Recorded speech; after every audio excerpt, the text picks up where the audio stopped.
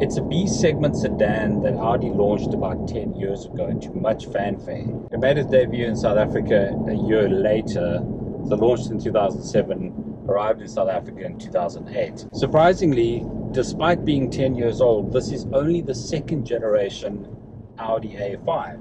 There was the first generation, which did about 4 years ago, get a facelift, cosmetic details, a few new engines, but not an entirely new model. This is a whole new model. Chassis, engines, interior, layout, everything. And in the previous model, the A5 came in 3 different sort of guises. There was the A5 Coupe, that's similar to the one I'm driving. There was the A5 Sportback, which was the 4-door version. And there was the A5 Cabrio. I spent a bit of time in the RS5 Cabrio, and that still goes down as one of my favorite drives ever. Since the car hit the South African market in 2008, Audi have managed to sell nearly 10,000 A5s, which is quite a lot considering that it's such a sort of niche car. I mean, it's not your bread and butter A4 3 Series C-Class. So the fact that they've sold as many means it's a fairly popular car. They've added this new single frame grille, which is kind of flatter and a lot wider than the previous one was, and it adds a really interesting dynamic to the rest of the car. On the side of the car, you still have the profile line that was there in the previous generation.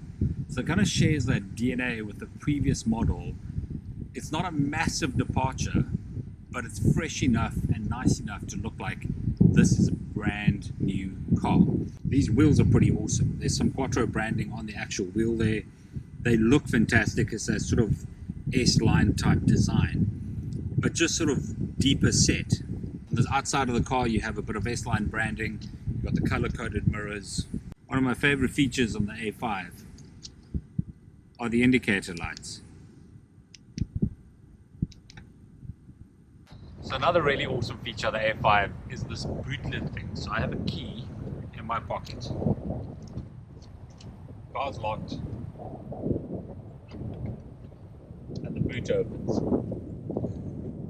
It's ridiculous. So probably the coolest feature in this car by far is this little gizmo behind me. See, because it's a coupe, the car's quite long, this door is quite big, and the seatbelt ends up living way back there somewhere. So when you get in and you close the door, at your service, sir. It hands you your seatbelt. The new A5 has an entirely new chassis setup, and along with the new chassis, it comes with 3 new engines, which are available at launch. Probably going to launch more engines, I imagine, down the road. But for now, we have 3 4-cylinder 2-liter engines. 2 of them are petrol, 1 of them is a diesel. There's a 140 kilowatt petrol engine, and there's a 185 kilowatt petrol engine, which is the one I'm driving at the moment. Diesel also comes with 140 kilowatts, although the diesel has more torque, makes 400 newton meters. The bigger petrol engine, the 185 kilowatt version one, comes standard with Quattro. The 140 kilowatt one does not. On the diesel one, you can choose whether you want Quattro or not on the setup of the car.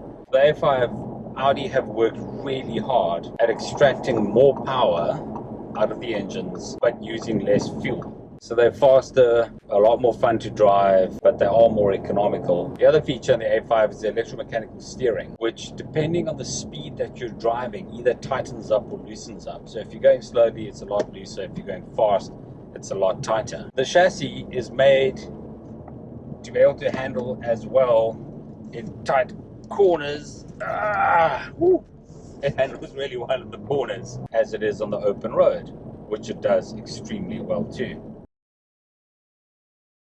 So the new generation A5 is bigger than the previous generation A5. So inside there is a bit more space for the drivers and the passengers. In the press release Audi sent us, they said the materials inside, and I quote, are uncompromisingly good. That sounds like some marketing bump, but it's dead accurate. The quality of the materials used in this car are absolutely fantastic. An optional extra on the A5 is the virtual cockpit. It's that 12.3-inch screen. Gives you sat nav, gives you the phone you're connected to, gives you the music or audio that you're listening to, and then gives you car information display. If you press this view button over here, you can change the look of the screen from sort of big dials to little dials. And it gives you all the sort of car related information there, long-term memory, your energy consumers, driver assists. It all kind of scrolls up and down in this little window. But while you've got all that going over there, you also have this thing going over there. That's an 8.3-inch screen. And that controls all the MMI stuff, which is controlled from over here. So you have nav, telephone, radio, media. As you click through those things, it gives you all your different options. One of the features Audi has started introducing in the last couple of years is this little scroll wheel here. So on the screen there, you can begin writing with your finger, and it actually inputs that into the system. That is really great in concept, but the problem with South African cars is that scroll wheel is on the left of you, and most people are right-handed, and trying to input data like that using your left finger is like a disaster. The aircon's pretty fancy pants as well. Gives you your temperature inside the dial, so you can kind of control them over there. You've got different modes. Set the rear, you can sync them all, air conditioning on, off, etc. So one of the cool things of this with the Audi is that they've kind of got this continuous air vent thing running here. So it goes all the way from that side of the car right up to over here. And it makes the whole dashboard feel a lot slimmer and a lot sort of wider than it probably is. And it kind of adds to that feeling of space in here. So you don't feel like you're cocooned in like a tight, cramped car. You feel like you're snug and comfortable in something that is just perfectly spacious. The other feature of the A5 that's pretty cool is that it actually has a Wi-Fi hotspot built in. So if you have a look over here, you'll see there's a disk shuttle, so you can put CDs in there, you can put SD cards in, and you can put a SIM card in. And the SIM card allows you to actually have up to 8 devices connected in the car to a single hotspot. And then a really expensive but completely useless optional extra is having a massage function in the car. So you can go between wave, stretch, and knead and set the intensity of the massages. My wife really digs that. I don't like it so much. I think it's a strikingly beautiful car. The drive is phenomenal. On the open road, on tight bends, it just drives incredibly well. All that noise they make about the new chassis, nailed it. The inside is beautiful. It's just typical Audi minimalism, but completely practical and functional. The virtual cockpit thing is a complete win. Having that screen and the MMI interface is awesome.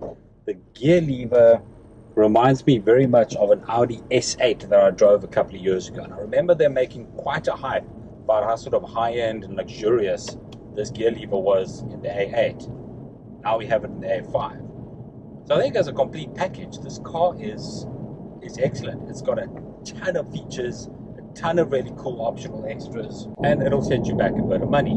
How much? So the Audi A5 is going to start at about 600,000 Rand.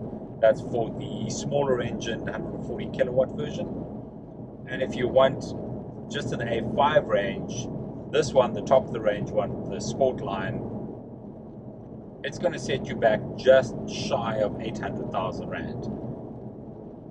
Once you add all these optional extras, I reckon this car is pushing, this also wants fuel, I reckon this car is pushing close to R1 million. It's just an incredibly comfortable place to be. Everything works, the seats are great, it does that little cool anti your seat belt, everything about this car is just so on point.